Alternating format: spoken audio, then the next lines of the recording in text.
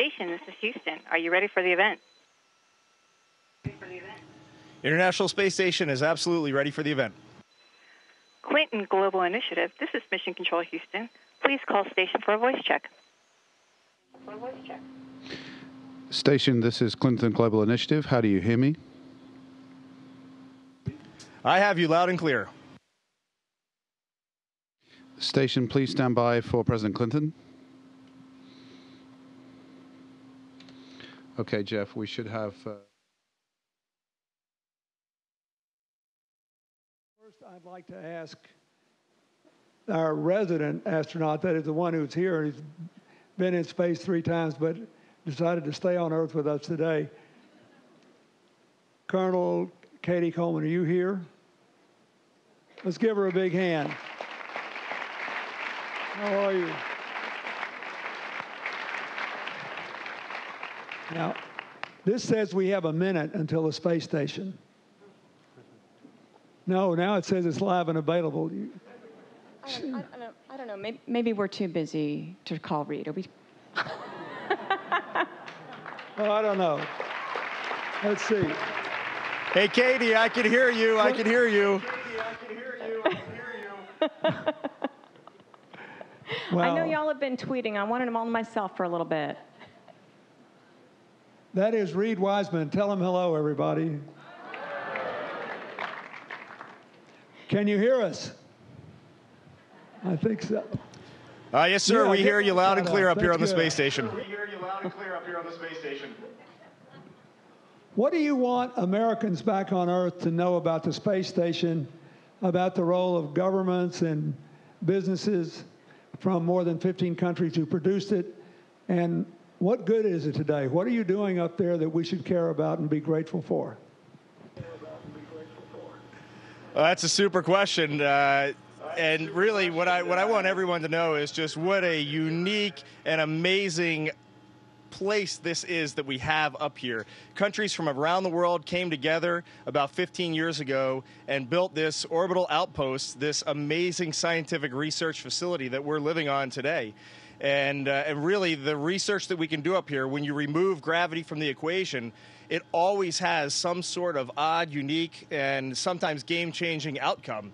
And just yesterday, my German crewmate Alex Gerst, he actually grappled a U.S.-built SpaceX spacecraft, which is attached just behind me now. And we've spent the last 2 days just going crazy with the science on board. And this is science that's going to have a huge impact down the road. So we're alive and well, and this is a great facility up here.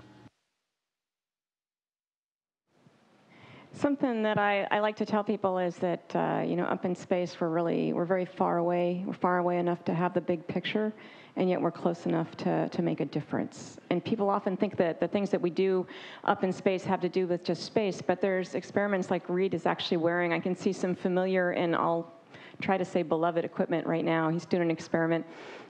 We do a lot of data collection. Some things like osteoporosis, losing bone, happens to us 10 times faster than it happens to, say, a 70-year-old woman down here on the ground that has osteoporosis.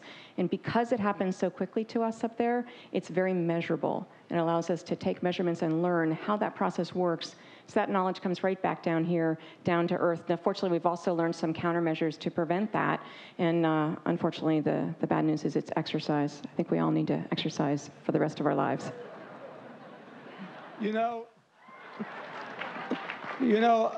When we finished the space station when I was president, I spent a lot of your tax money on it if you're an American. I hope you'll forgive me.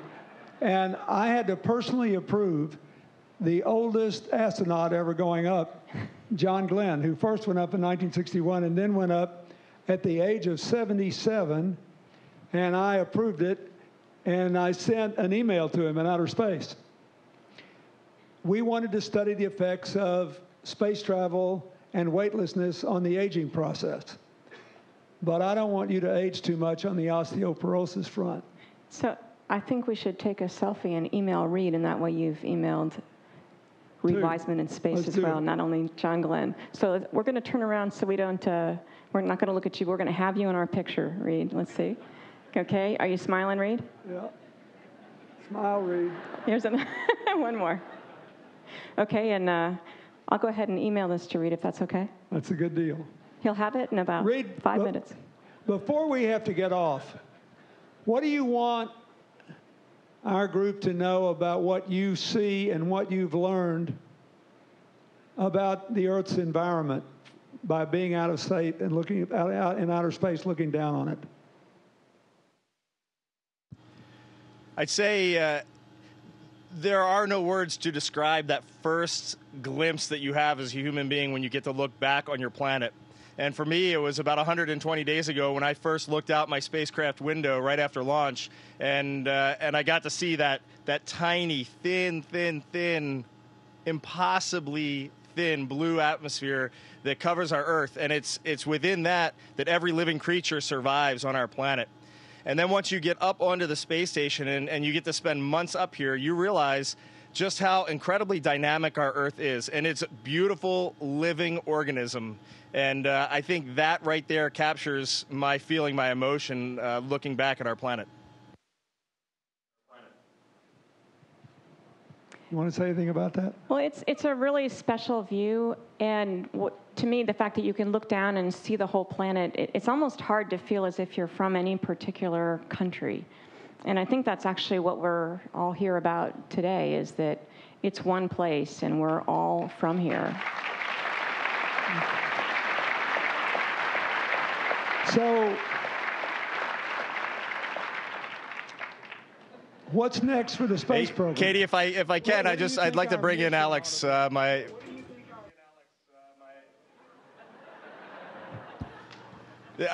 figured since we're all one Earth that this is my crewmate Alex Gerst, and we have a Russian crewmate Max Sarayev who's down busy right now. We have a vehicle coming up tomorrow that I'll have a new crew of 3 on board, so he's down there preparing. So if Alex could just say hi real quick. Good evening, sir. Good evening, Katie. It's my pleasure to talk to you today, and I've already listened in. It was great to hear what Reid said, and I can only add to that. It's an amazing view that we have from up here, and an amazing laboratory that was built in an international effort, like the most complex machine that humanity ever built. And we do science that we could otherwise not do, science that was enabled by that big effort internationally, and it's my honor and my pleasure to take part in that. Thank you, and thank you for your service.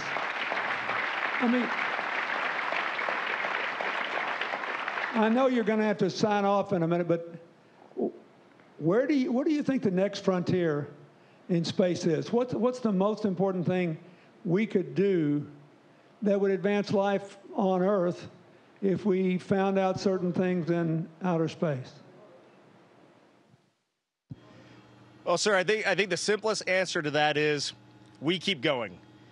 Whether it's the moon, an asteroid, Mars, sending unmanned robotic missions out to the moons of Saturn and Jupiter, the key is we're human beings, and we got to keep on going. We got to dare to dream big, try to do the impossible, and the discoveries that we'll make discoveries that we don't even know are out there. And I think that's the big thing. We got to keep pressing forward.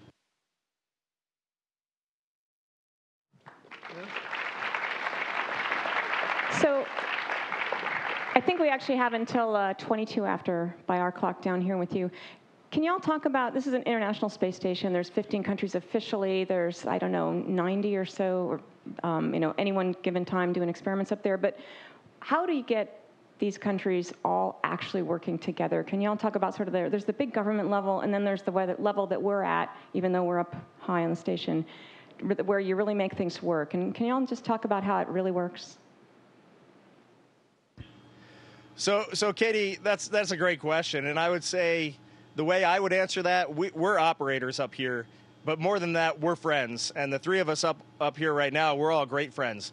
And really, when the rubber hits the road, we've got an American, a German, and a Russian who come together, and we just work to get the job done. And I think in the end, that's really what happens with these international cooperations, and that's what I really love about this. I have 2 best friends that I'll keep in touch with for the rest of my life, and then all the trainers. Really thousands of people across the world that I've met on this journey, and we're all great friends now. So when you get down right down to the bottom of people are people, we want to get the job done, and we want to have fun doing it. You've convinced me that the answer to the political gridlock we have in America is to send the Congress to meet in the space station. You're great. You know, sir, they're usually round trips, though. Do you want it that way, or you want the one way? No. No, if I were to say one way, then I'd have to say who stays and who goes, and I don't want to be a hypocrite. I'm happy for it to be a two-way trip, but obviously something happens to you up there. We need more people back on Earth who've actually been there. Well, and, you know, here up in space, we basically cross all these frontiers. Oh. And they're, you know, it still cracks me up. It's like leading the life of Peter Pan up there. And I mean, and we're laughing at Reid do his somersault, and we want to see Alex do one too. But it just tells you about all the possibilities that are up there. I mean, they're up there on a frontier, on the frontier, and we don't know what they're going to do next. We don't know what liquids are going to do up there. We don't know what the human body's going to do up there. And we go up there knowing that we might fail, that we're going to make mistakes, we're going to have experiments that aren't successful. And yet the possibilities are what drive us. The possibilities of doing these new things. And you say, you know, what's next? You know, we're not going to be on Mars unless we do things like the educational initiatives that you're talking about. And up there, as astronauts, we're often, I think, inspirational for education, and we will use every single bit of that because we need it for the future. Think we'll ever leave our solar system? Absolutely. Me too. Me too. About 1 or 2 more minutes with them. What? We have about 1 or 2 more minutes with them, I think. Yeah, we got another minute or two. Is there anything else you want to tell us? Should support the space program? Tell us about your favorite and your least favorite experiment. You know, no, that's a difficult question because. Uh-oh. Oh, there no. they go. You know, that's my fault. Give them a hand. Weren't they great? Sorry about that. That's okay.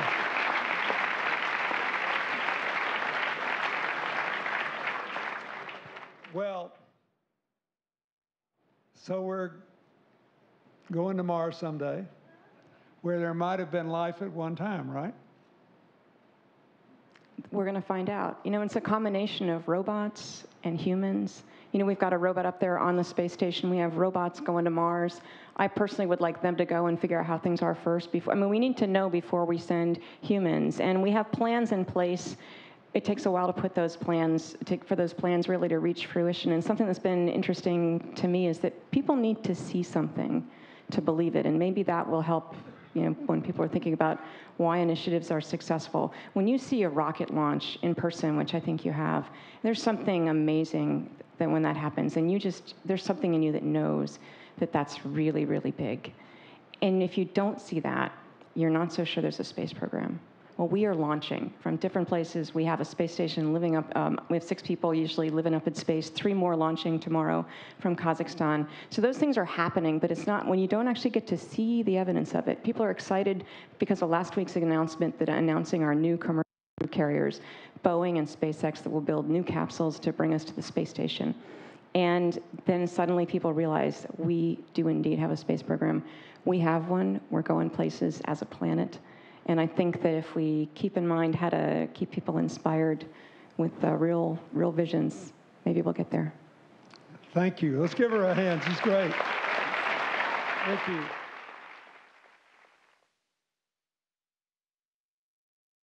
Station, this is Houston ACR. Thank you. That concludes our event. Thank you, Clinton Global Initiative. Station, we are now resuming operational audio communication.